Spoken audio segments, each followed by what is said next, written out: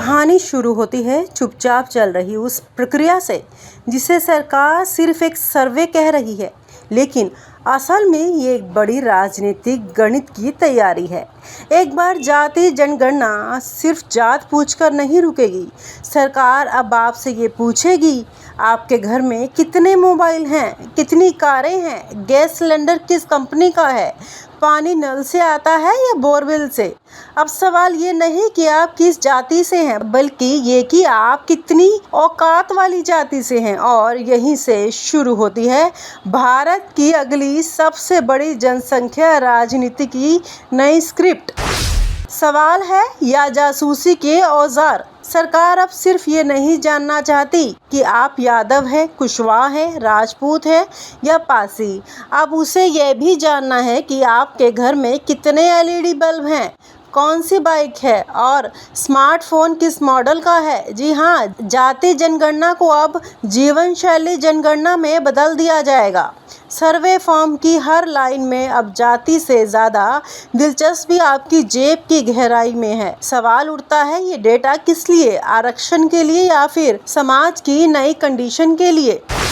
राजनीति का नया डेटा मंत्र। 2011 में हुई आखिरी जाति आधारित सामाजिक आर्थिक जनगणना SECC में कुछ हद तक आय और संपत्ति की बातें हुई थी, लेकिन अब जब चुनाव जाति के नाम पर नहीं बल्कि जाती हुई आर्थिक औकात पर लड़े जा रहे हैं, तब ये नया फॉर्म राजनीति के लिए डिजिटल खजाना है। नेताओं को अब पता होगा कि कौन सी जाति कितनी गरीब है, लेकिन साथ ही ये भी कि उस जाति में कितने अमीर लोग हैं, ताकि टिकट बांटते समय नारा लगे, जाति देखी भी आर्थिक ताकत भी देखी। सियासी भ्रमजाल या डेटा की डकैती। जाति जनगणना अब सॉफ्ट सर्विलांस का हथियार बनती जा रही है। ये जानना कि दलितों के पास कितनी मोटरसाइकिलें हैं, मुस्लिम के पास कितने स्मार्टफोन हैं, OBC समुदाय के किस घर में कार है। दरअसल यह सब भविष्य की नीतियों को वोट बैंक प्रबंधन की बुनियाद बन जाएगा। लेकिन विरोधी पार्टियों का कहना है, भाई साहब, अगर आपको आर्थिक स्थिति ही देखनी है तो फिर जाति की क्यों पूछ रहे हो। साफ है, यह जनगणना जाति के नाम पर सत्ता की गणना है। जाति बनाम क्लास असली टकराव सही है। इस जनगणना के जरिए सरकार आम जनता के दिमाग में एक नया कॉन्फ्लिक्ट इंजेक्ट कर रही है। जाति बनाम क्लास, यानी अब ब्राह्मण अगर गरीब निकले तो वो कहेगा हमारी भी मदद करो, और अगर कोई दलित अमीर निकला तो कहेगा अब इन्हें क्यों आरक्षण चाहिए। इस गणना से सामाजिक न्याय नहीं मिलेगा, बल्कि समाज में आपसी विश्वास और बढ़ेगा, और इससे सत्ता को फायदा, आम जनता का झगड़ा।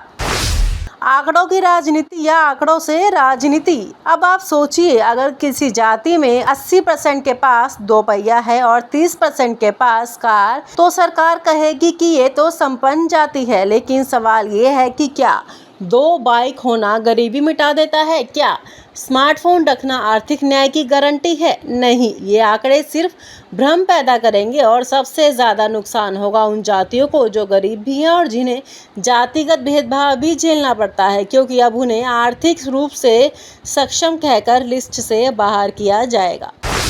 जाति का डेटा, धर्म का डर। इस सर्वे से जुड़े कुछ सूत्र बताते हैं कि सरकार जानबूझकर धर्म आधारित प्रश्नों से दूरी बना रही है, लेकिन सच ये है कि धार्मिक आबादी की संरचना भी इन डेटा पॉइंट से स्पष्ट होने वाली है। मान लीजिए किसी क्षेत्र में मुस्लिम आबादी के पास कम संसाधन है, तो दलील दी जाएगी कि विकास पहुंचा नहीं, और अगर ज्यादा संसाधन निकले तो कट्टरपंथ फैल रहा है कहकर डर फैलाया जाएगा। यानी एक ही आंकड़ा और 2 अलग नैरेटिव, बस 2 राजनीतिक लाभ दे वही इस्तेमाल। विपक्ष का हमला और सरकार की सफाई। कांग्रेस, RJD, सपा जैसे दलों ने इस सर्वे को राजनीतिक छल बताया है। तेजस्वी यादव ने कहा, सरकार को जाति की सही संख्या से डर लगता है, इसलिए आंकड़ों में पानी मिलाया जा रहा है। राहुल गांधी का कहना है ये सर्वे नहीं, एक चुनावी स्क्रिप्ट है। उधर सरकार कहते हैं कि हम सिर्फ पारदर्शिता चाहते हैं, लेकिन असली सवाल ये है, पारदर्शिता के नाम पर जो आप पूछ रहे हो, क्या उसका जवाब जनता भी पारदर्शिता से देगी या डर से चुप रहेगी। लोगों की सोच में सेंध। आप कल्पना कीजिए, जब समाज में जाति के साथ अब प्रॉपर्टी टैग भी जुड़ जाएगा तो कैसा माहौल बनेगा। अब कोई यादव कहेगा हमारे यहाँ तो सबके पास गाड़ी है, हमें आरक्षण क्यों। कोई ब्राह्मण बोलेगा हमारे गांव में तो कोई संपन्न नहीं है, हमें क्यों नहीं।